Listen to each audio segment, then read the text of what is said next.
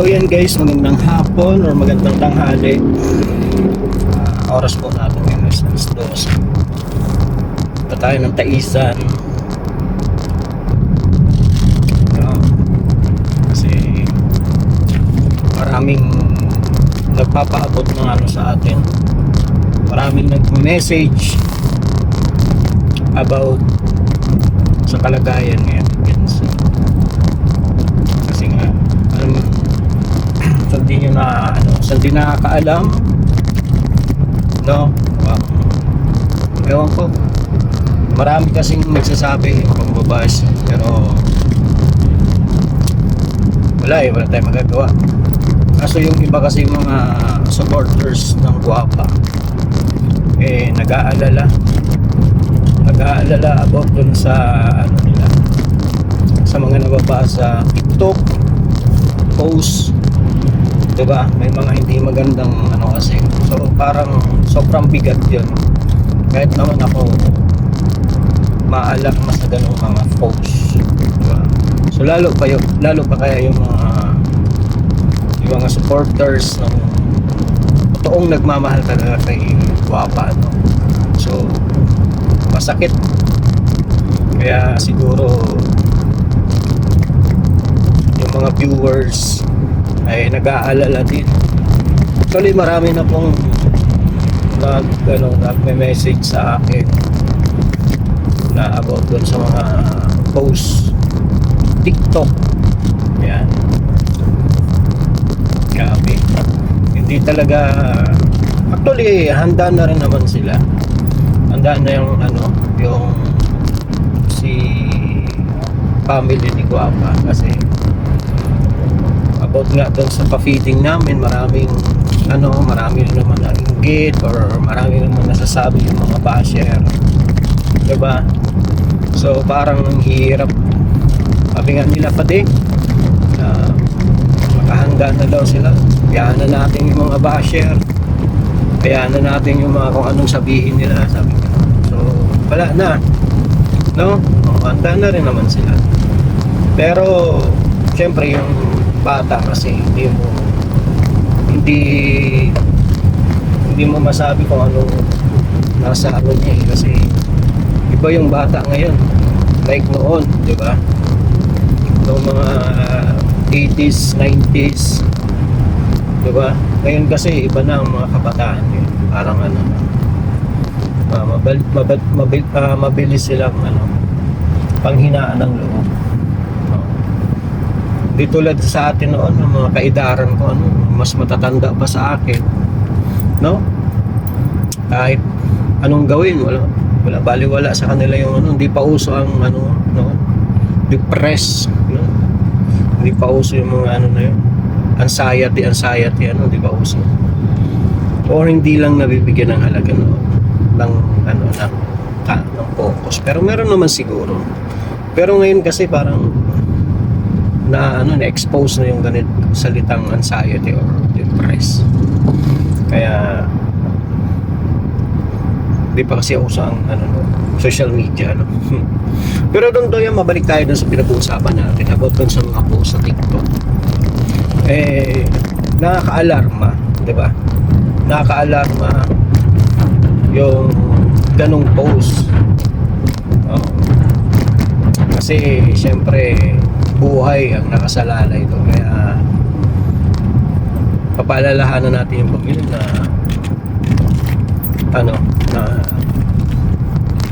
wag masyadong bantayan si Guapa or samahan lagi para safe, diba?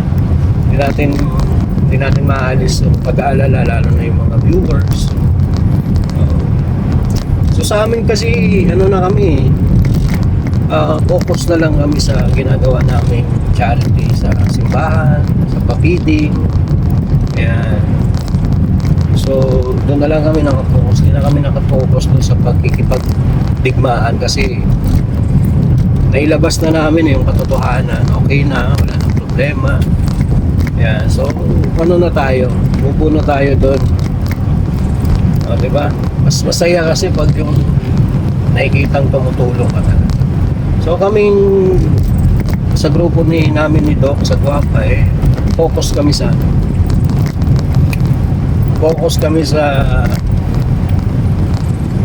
gagawin naming charity, simbahan, feeding program para sa mga bata, school supplies, no? Mga school supplies.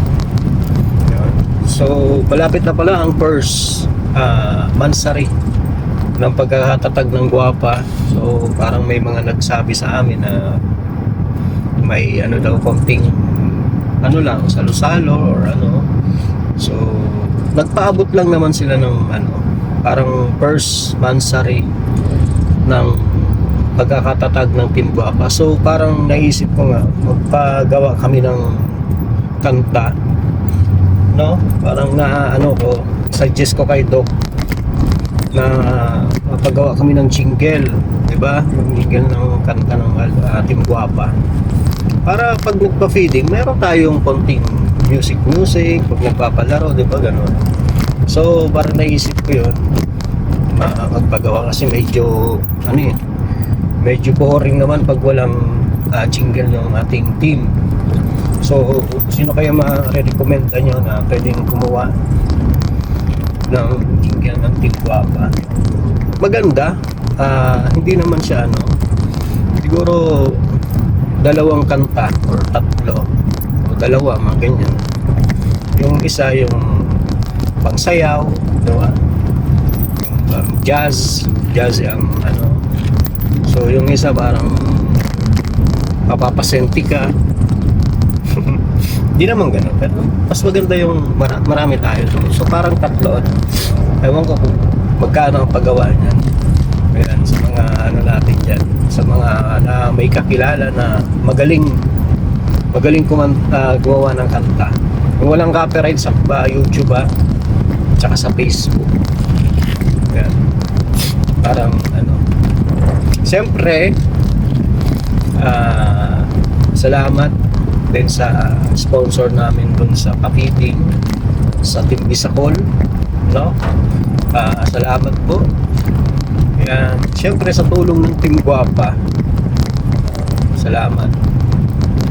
Kasi ang talaga ng feeding program ng Team Bisacol. So tumulong yung Team Guapa. Kaya mas lalong lumaki. So ngayon guys, tayo ng feeding program ulit na school supplies naman ang ipabibigay. So parang parang tawag yan,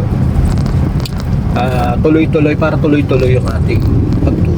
Pag natapos natin yung simbahan, so maghanap tayo na pwedeng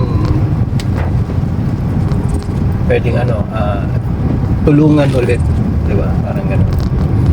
So ayan, tuloy-tuloy tayo, scouting. Pag nakalipat na kami ng bahay guys, ayan, mag-scouting na talaga ako. Medyo para marami tayong makitang matulungan. Hindi lang ako makapag at hindi ko maiwanan, marami pang mga ginagawa. So baka first week lang may makalipat or matapos na yung bahay. So yan, salamat po sa inyong lahat, sa Team Guapa, Team Bisacol, sa lahat ng sponsors, no? Sa lahat ng sponsors na sumusuporta at naniniwala sa adhikain namin na makatulong pa, no?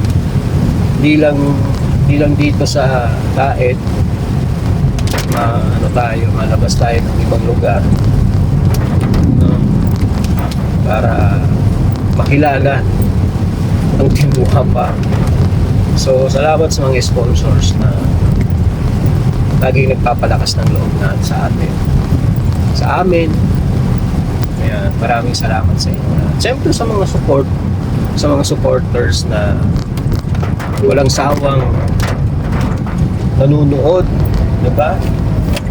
Nakikisimpatya, nakikilahok sa mga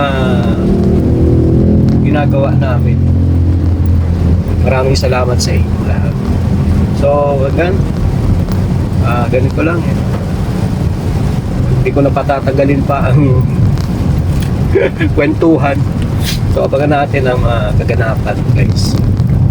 So, sa mga gustong tumulong, willing, open pa rin lahat. Diba? So, gustong tumulong sa pinapagawa naming simbahan, feeding program, yan. So, salamat po in advance sa inyong lahat, guys. Makakaasa kayo na may bibigay namin sa mga nangangailangan nyo. Lahat ng gusto nyo ibigay sa kanila. So, salamat ng marami. Salamat po and ingat kayo palagi. Bye-bye.